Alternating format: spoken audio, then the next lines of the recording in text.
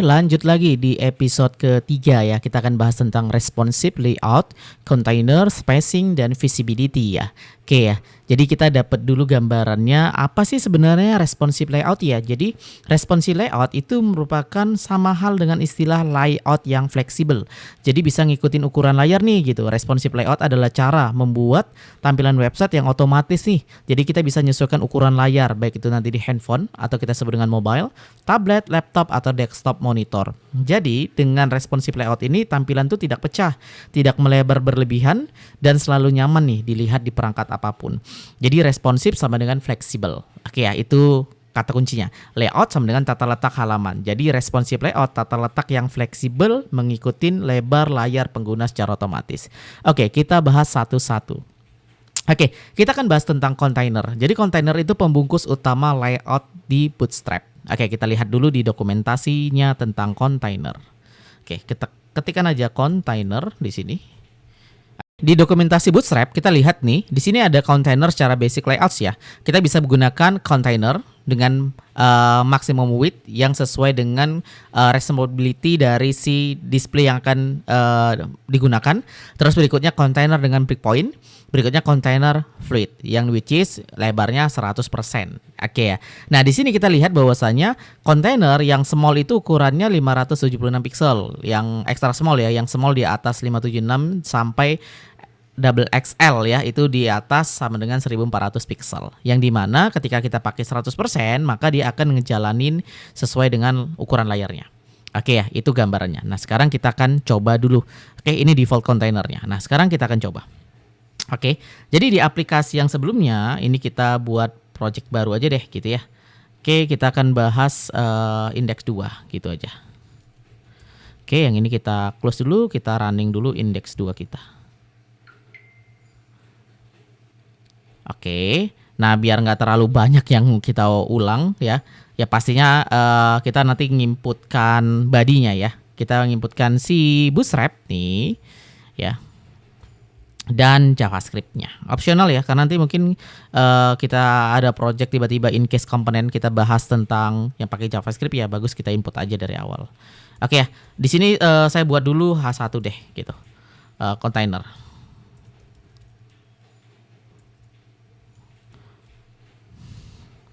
Oke, ini dia ya. Nah, ini sebelum pakai kontainer nih. Nah, kalau kita udah pakai kontainer, misalnya kontainer. Oke, itu dia. Letaknya kayak sudah diarahkan ya. Dia bukan di tengah kali ya kalau ini kita resize ya. Tapi artinya ketika kita belum pakai kontainer, nih saya buat di atasnya dulu deh. H1 before ya. Nah, ini.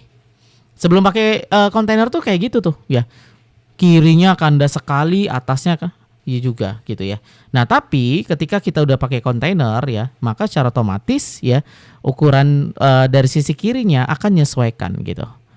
Oke. Nah, terus ada kondisi di mana kita butuh kontainernya itu memenuhi ukuran layar gitu, full ya, full. Jadi ukuran layar seperti apa dia akan penuhin gitu. Contoh gini aja deh. Misal di dalam kontainer ini ya. Ini misalnya saya buat elemen ya, elemen aja deh gitu ya. Elemennya nama card, di dalam card itu saya mixin buat H1 tes ya, gitu deh. Oke. Di sini saya buat BG-nya dark deh gitu. Teksnya putih. Oke ya, ini kontainer yang biasa. Oke.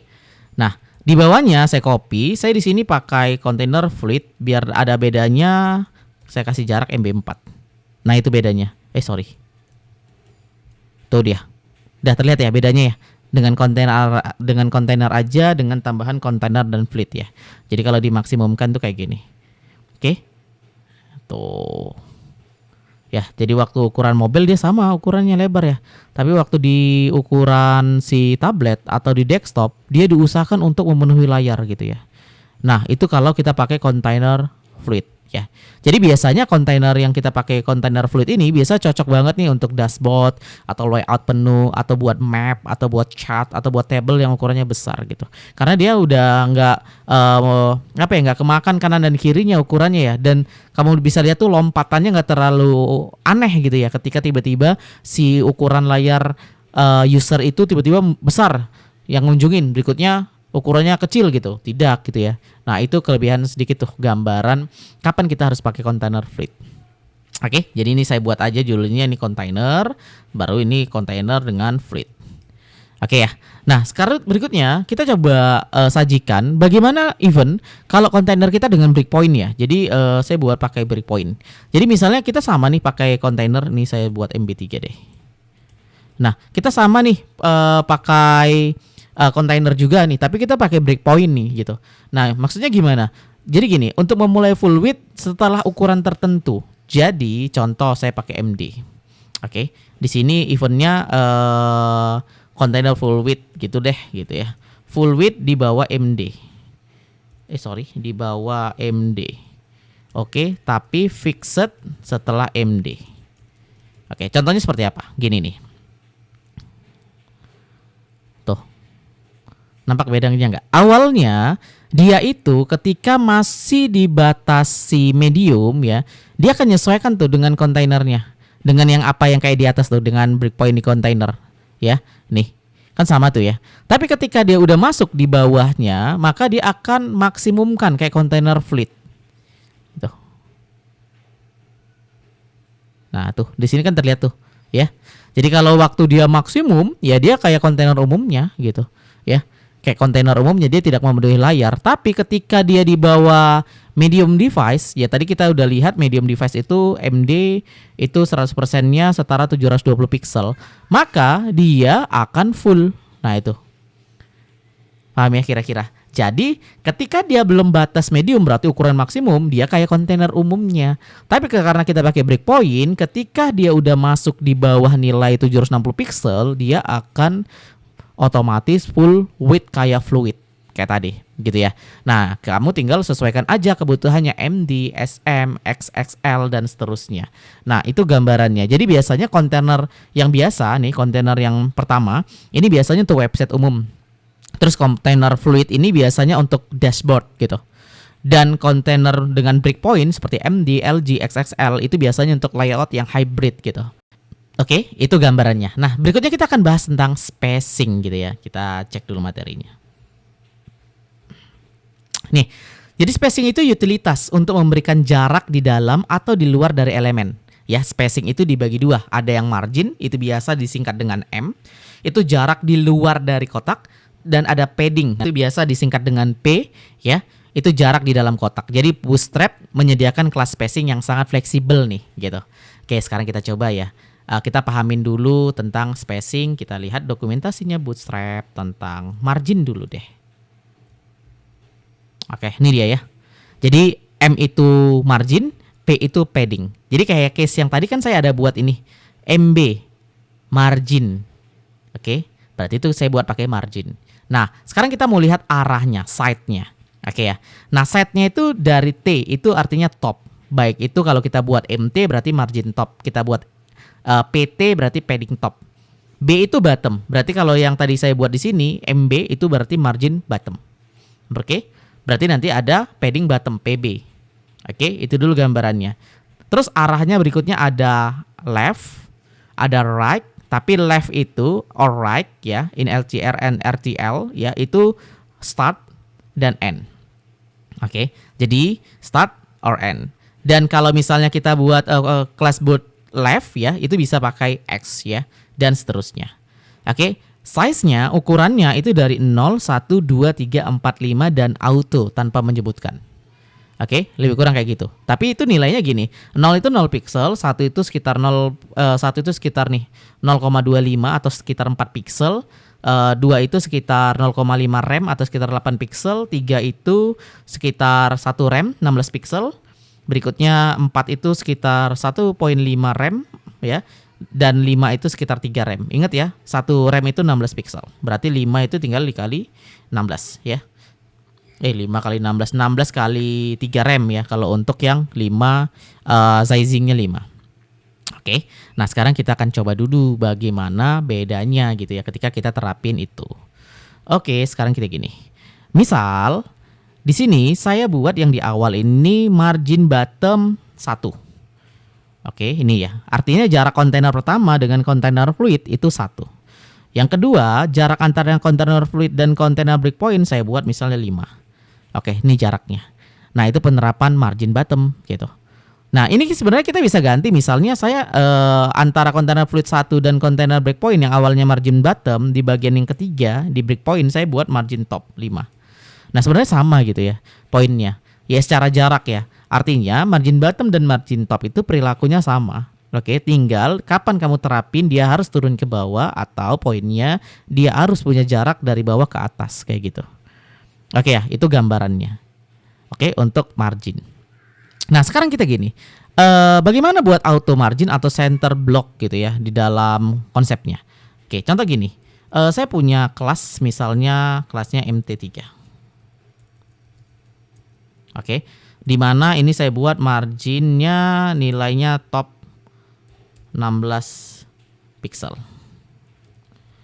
Oke, ini dia margin top 16 pixel, jaraknya di atas. Jadi kalau saya buat 1, tuh saya buat 2, oke ya, menyesuaikan ya, lebih kurang dapat gambarannya. Nah, sekarang saya di bawah ini punya misalnya MX auto, berarti margin saya itu auto. Saya buat ini center block auto margin. Oke ya. Nah, ini dia, center block auto margin. Nah, sekarang saya buat W50. Tuh, terlihat ya. Ini sebenarnya sih secara garis besar ya, kita bisa buat ini misalnya, ini saya misalnya buatnya dalam paragraf gitu ya. Oke. Nah, saya buat class text center. Ya kan? Secara garis besar nampak hampir sama seolah-olah, tapi kalau kita besarkan tuh. Nah, kalau yang text center pastinya memang di tengah-tengah dari sebuah display gitu ya, text center gitu ya. Nah, sedangkan 50 tuh kita buat W50 yaitu belum tentu di tengah-tengah karena tergantung ukuran dari layar gitu. Misalnya saya buat ini 150 gitu. Tuh, makin ke kiri. Berarti saya buat 20 gitu. Tuh. Tidak ada respon atau saya buat 100. Sama saja gitu. Nah, artinya di sini center block ini ya, ini digunakan untuk, di sini penjelasannya max auto. Nih, max auto spasi W50 ya. Itu berarti menyatakan bahwasannya Bootstrap akan membuat elemen berada di tengah secara horizontal menggunakan margin auto kiri 50 dan auto kanan 50. Jadi MX kurang auto itu sebenarnya margin, X itu berarti axis horizontal left dan right. Seperti yang ada di dokumentasi ini ya. Jadi kalau kita pakai X berarti itu mengarah ke horizontal ya. Auto itu berarti margin otomatis. Artinya margin leftnya auto, margin rightnya auto. Ini membuat elemen berposisi di tengah pada kontainer induk ya. Ingat ya, pada kontainer induk. Jadi catatan pentingnya ketika kita pakai MX Auto ini bekerja, elemennya harus punya lebar tertentu selain 100%. Oke, jadi kalau kita anggap W itu 50, width-nya berarti 50%. Kita lanjut di episode kedua. Oke ya, jadi karena lebarnya tidak full, maka MX Auto itu bisa mensenterkan elemen tersebut. Jadi lebih kurang kayak gitu tuh makna dari code kita yang di MX. Oke ya. Nah, next kita akan coba lagi di materi apa? Turun lagi ke bawah. Margin sudah, berikutnya padding ya. Oke, jadi padding itu jarak di dalam elemen antara border dan isi konten. Jadi kalau secara konsep margin itu analoginya seperti jarak antar meja. Semakin besar marginnya, meja semakin jauh satu sama lain. Nah, sekarang kita akan bahas padding ya. Padding itu jarak di dalam elemen antar border dan isi konten. Jadi contoh kelas padding itu P3 berarti padding semua sisi. PX4 berarti padding kiri plus kanan. Dan berikutnya PY2 berarti padding atas dan bawah. Oke ya, jadi ingat aja Y itu atas bawah, X itu kiri kanan. Secara analoginya lagi gini, padding itu seperti jarak antara dinding kotak dan barang di dalam kotak. Jadi banyaknya padding sama dengan barang tidak menempel ke dinding. Jadi semakin besar nilai paddingnya, otomatis barang yang di dalam tidak menyentuh dindingnya. Oke, itu gambarannya. Oke, sekarang kita akan coba implementasi padding. Oke ya. Oke, kita buat dulu, kita buka dulu data kita sebelah.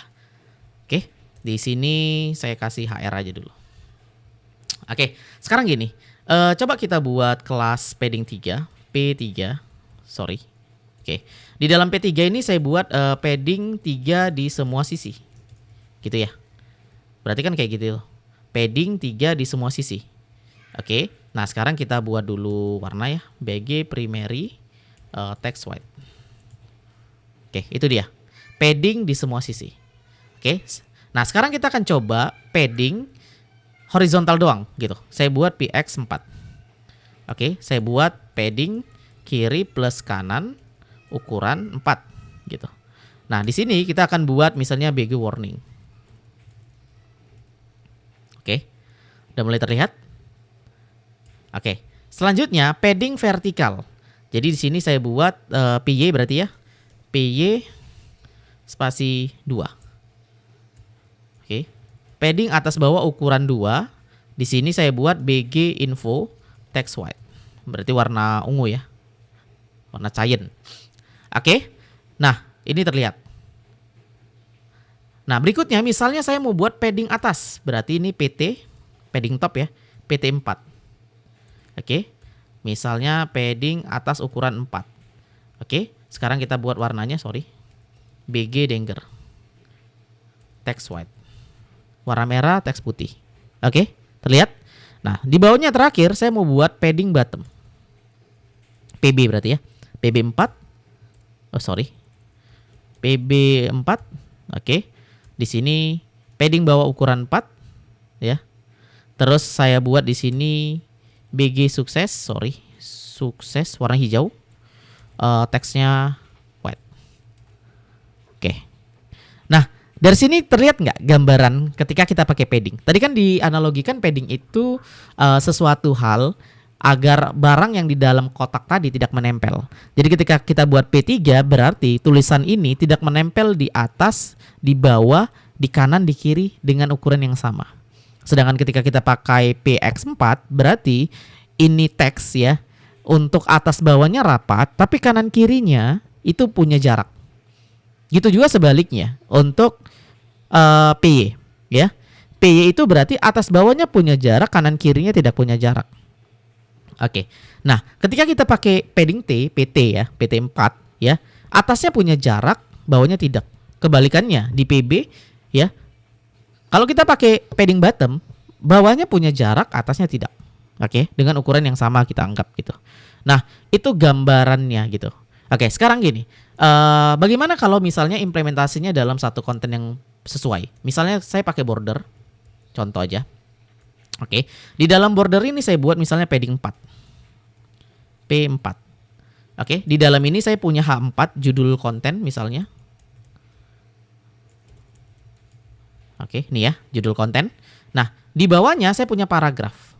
Paragrafnya misalnya isi konten dengan area padding rapi. Ya, dengan kayak gitu. Nah, ketika misalnya kita buat kelas MB2 berarti margin bottom ya. Oke, terus kita buat di sini kelas MB0. Oke ya. Nah, ini kan jauh lebih rapi nih ya. Ketika kita bikin si paddingnya tadi. Oke. Nah, itu gambarannya. Contoh penerapan dari padding. Oke, nah sekarang kita lihat lagi. Setelah padding ada namanya visibility gitu. Visibility itu seperti apa cara pakainya. Oke, sebelumnya saya mungkin hapus dulu. Saya sisakan, tidak ada saya sisakan deh gitu ya. Biar kita fokus ke visibility. Oke, aman ya. Harusnya clear ya tanpa ada apapun. Oke, ini saya berbesar sedikit. Sip ya. Nah, di sini misalnya saya pakai kelas dinon. Dinon. Oke, di mana dinon ini misalnya saya tidak pernah terlihat. Oke, saya refresh, itu tidak nampak ya. Ya, mau ukurannya besar, mau ukuran kecil, tidak terlihat nih tulisan ini. Oke, tapi kalau misalnya saya buat di blok, oke, di MD non, berarti ukuran tablet nanti nggak terlihat. BG warning padding 2. Oke, aman ya. Tapi kalau kita buat kecil, dia terlihat. Kalau MD medium ya, dari mulai medium tuh sampai large nggak terlihat ada tulisan. Tapi ketika tampil di mobile, ya terlihat. Oke ya, itu kalau kita pakai D-Block. Oke, jadi D-Block ketika tampilannya kecil di mobile dia terlihat. Atau sebaliknya, kita mau tampilkan hanya khusus di desktop. Berarti kita buat di sini di non. Oke, di dalamnya ada di MD block. Oke, BG primary misalnya. Oke, padding 2 text white. Oke, saya buat keterangannya ini hanya tampil di desktop atau mobile atau tablet deh gitu ya, sorry. Oke, kalau kita resize, nah itu. Jadi kalau ukurannya besar, dia tampil tuh gitu, ya. So ukuran desktop atau tablet itu tampil.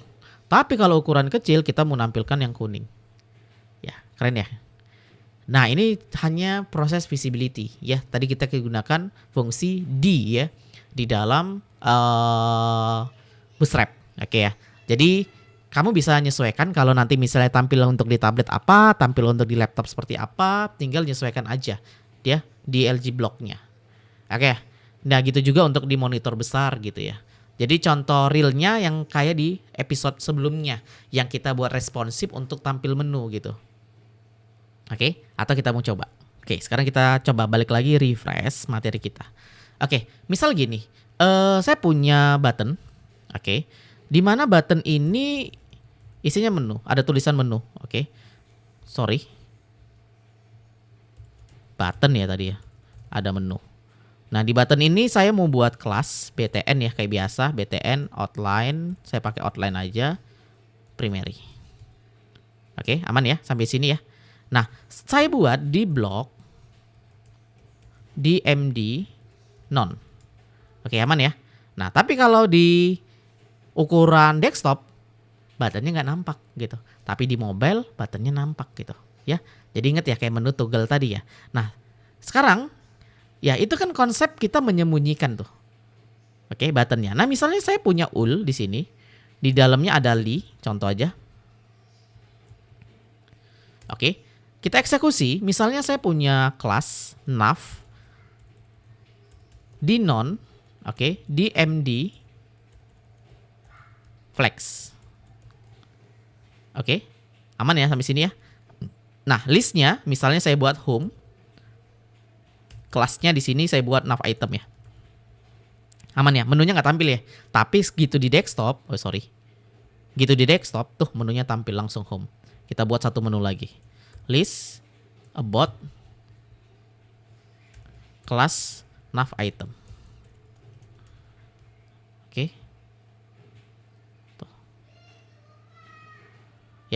Terlihat ya.